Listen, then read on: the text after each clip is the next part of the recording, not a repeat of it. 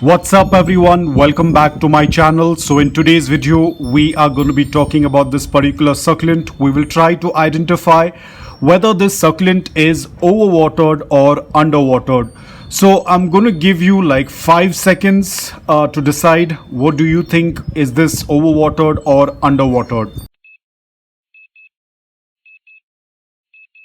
So if you have guessed that this is overwatered, you are incorrect. This is an underwatered succulent. Now how do we identify, because it looks very similar to overwatering, and this is what we have been listening or we have been talking about. A lot of times we always talk about overwatering, succulents dying from overwatering, because yes, 90% of the people tend to kill their succulents by overwatering, but you can also kill your succulent with underwatering. Now this is very common with people who live in a very dry environment like myself, and if you tend to forget to water for a very long period, then of course they will have a dry rot. So when you tend to take a look at the leaves, like this is the lowest leaf, you can see it is bit transparent, a little soft, mushy, gives the indication like an overwatered succulent, but it is not. If you're going to take a closer look at the crown area, it's more compact. There is growth on the crown area. It is compact because I started to water it a couple of weeks back, and there has been a lot of new growth on the crown area, which will not be the same case in a overwatered succulent. In an overwatered succulent, if it looks like this, by this point the overwatered succulent will have a crown rot, meaning that the crown area will start to turn darker in color. With a slightest touch, the leaves will start to fall apart. But in an underwatered succulent, the leaves will not fall with a slight touch, at least at this stage, but they will dry out and fall like this. You can see they will turn crisp like this and fall.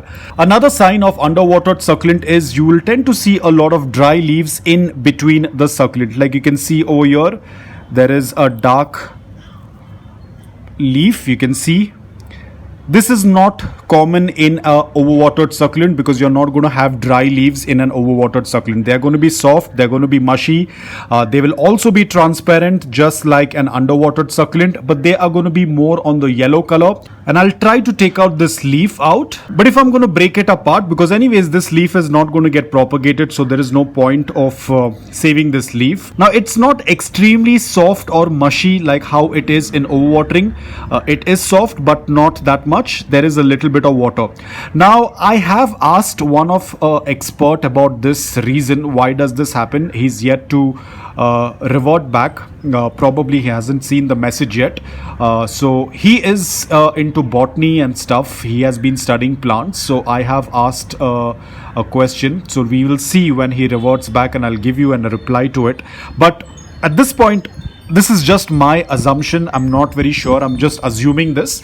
Probably the succulent in an underwatered case, the succulent starts getting these mushy leaves is because the succulent is absorbing the water. As soon as this leaf turns mushy, it is going to fall out, because at this point of time this leaf is almost dry. You can see. So I think the succulent is absorbing all that water from the lowest leaf, hence they turn mushy, they turn dry, and they fall apart. And that is how the succulent is sustaining until it gets water. Another dry leaf near the crown area, you can see it's hard and crisp, unlike the overwatered succulent. But now I have started watering it, so it's not much of an issue. There has been a lot of new growth, and even the new growth, you can see it is kind of closed inwards, which indicates that it is trying to save up the water. It's not sure whether it's going to get water again, but of course it will be getting water. Another indications, the pot was very small, which means less soil.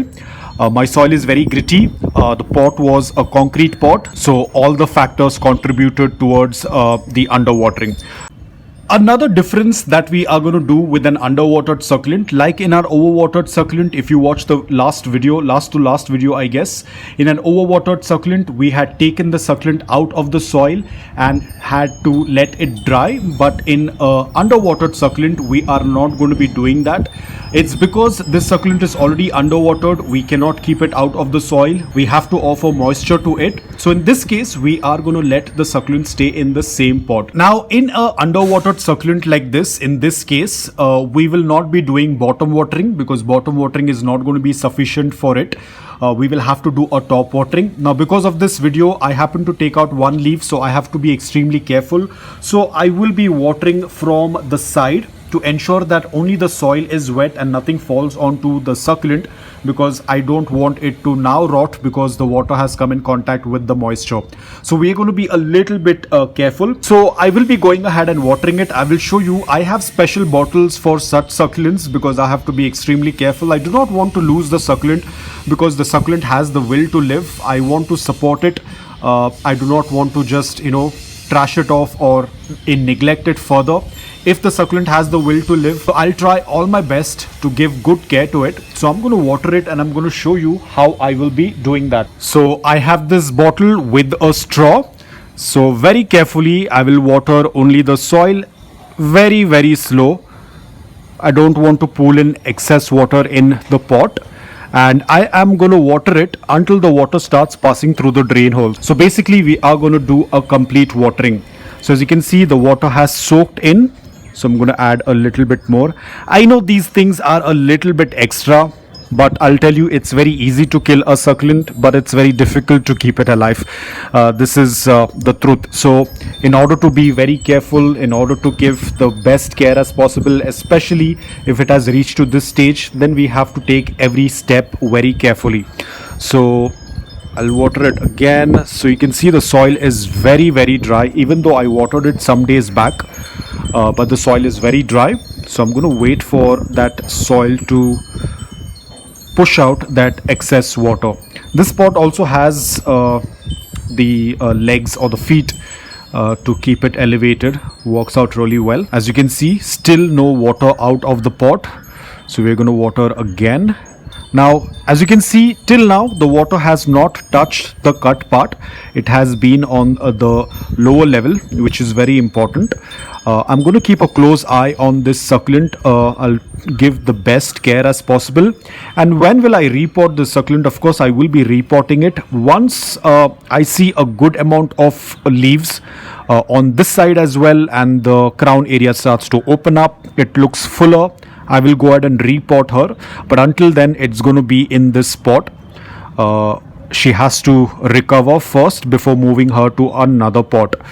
Again, when we are doing the transfer, the soil has to be dry in both the pots, so it's a long process. Of course, I will keep you guys updated about it.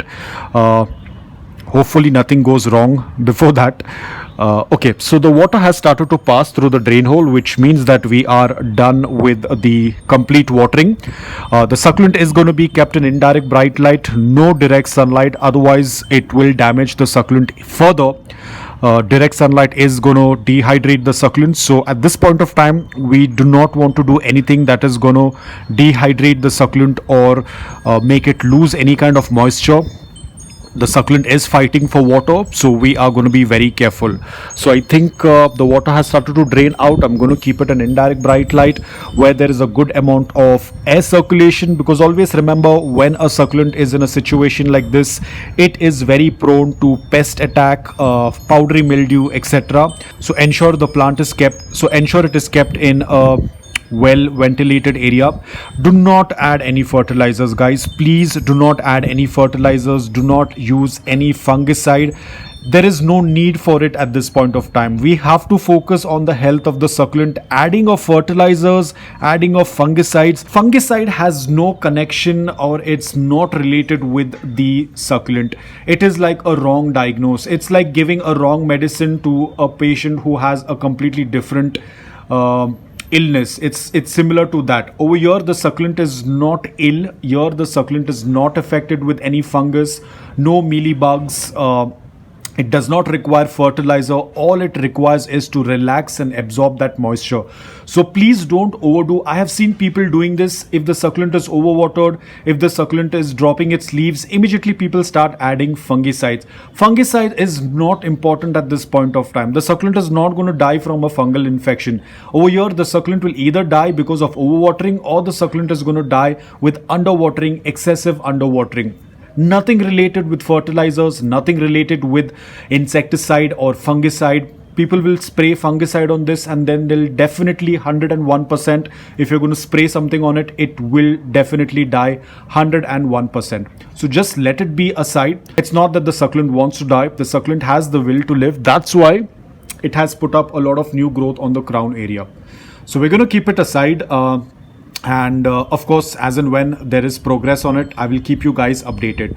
So that's about it, guys. I hope that this video was helpful to you. If it was, please hit the like button, and if you're new to my channel, please consider subscribing to it. Until then, take care, stay safe, and keep planting.